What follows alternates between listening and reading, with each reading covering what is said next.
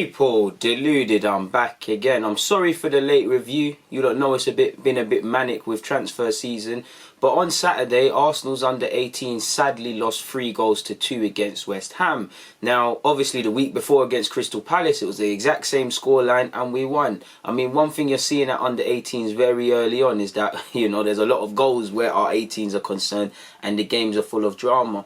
As these boys get older, specifically the defenders for this season, and they get more knowledgeable with what's going on with the season, you want to see us stop conceding as many goals. You want to see us probably defend with a tiny bit more quality and not allow for cheap mistakes, because I think we gave ourselves a bit more to do in this game. It was a valiant effort from our under 18s. For large periods we were 10 men down. Well, we was a man down. We was down to 10 men, apologies. Levy Lang, who's been alright at fullback this season, he got sent off for a very nasty challenge, I say allegedly, to protect my player.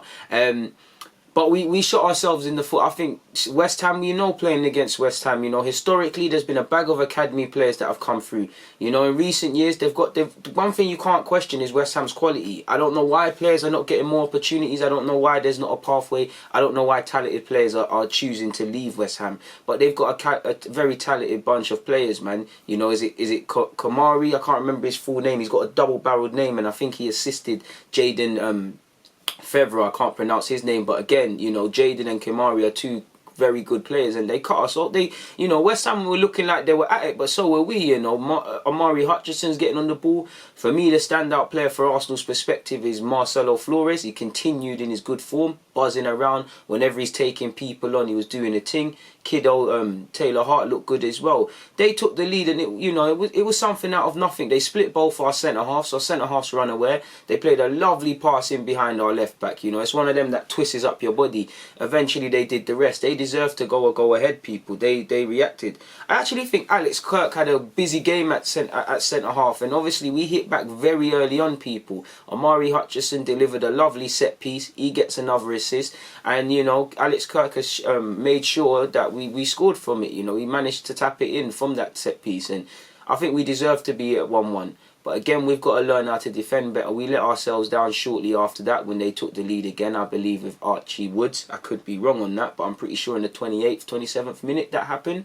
We went into half-time at 2 goals down. Can't lie, there were some moments they could have added to their scoreline. There was also some moments we could add to it. We're up against it. The conditions are not poor, but they're not amazing. We're a man down, but I think we've got the quality, and I think everybody fought. I think Mauro Bendera fought as hard as he could. I feel my centre-halves did the same. I feel Charlie Patino did. I think Flores never stopped going on that left-hand side when he moved over there.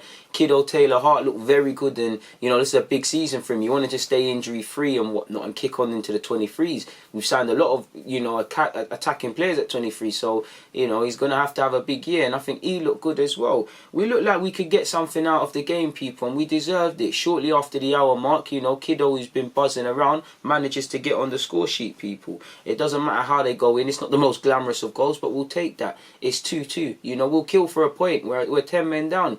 But you've got to defend properly for large periods of the game, people. You really have to. And we failed to do that really and truly. We lost it towards the end. Literally, I'm trying to look at my notes.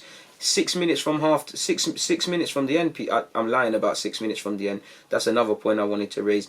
But 20 minutes from the end of the game, that's what I meant to say, not 6. Let me do the maths. 8 minutes after scoring, we've conceded, and in the 69th minute, 20 minutes from time, they've taken the lead. They've taken the lead and sort of killed us really. We fought as well as we could. We kept going forward and stuff, but we probably gave ourselves too much to do, and it was a valiant effort. I'm proud of my boys. I don't think we were poor. I just think we made silly mistakes to allow these 3 goals to go in, and that's something you want to sort out, because I know we've had a lot of injuries at this level in relation to our defensive players, but you want to see us not concede cheap goals, because going forward we can do it. Like I said, last week against Palace, we was on the winning side for this scoreline. This week we wasn't. I hold my hands up, but I can't lie, man. You've got to give credit to West Ham as well. They have some good players. They played ball. They looked to play it forward. Everybody wanted the ball. Jaden Fevrier, I cannot pronounce his name, forgive me for mispronunciations, but Jaden's a very cultured player, and you can see why other clubs as well as West Ham are specifically interested in him. Kamari Simon Sawyer, again, I don't think it's Sawyer, but I don't see an A and I don't know how to pronounce it, forgive me, but he's a baller, you know, he's very technical. I think he's going to have a future in the game. West Ham have a bunch of players, you know, you've got Kai Korber, is it? The one that went to Man United on trial and it didn't work, and Bristol were interested in him.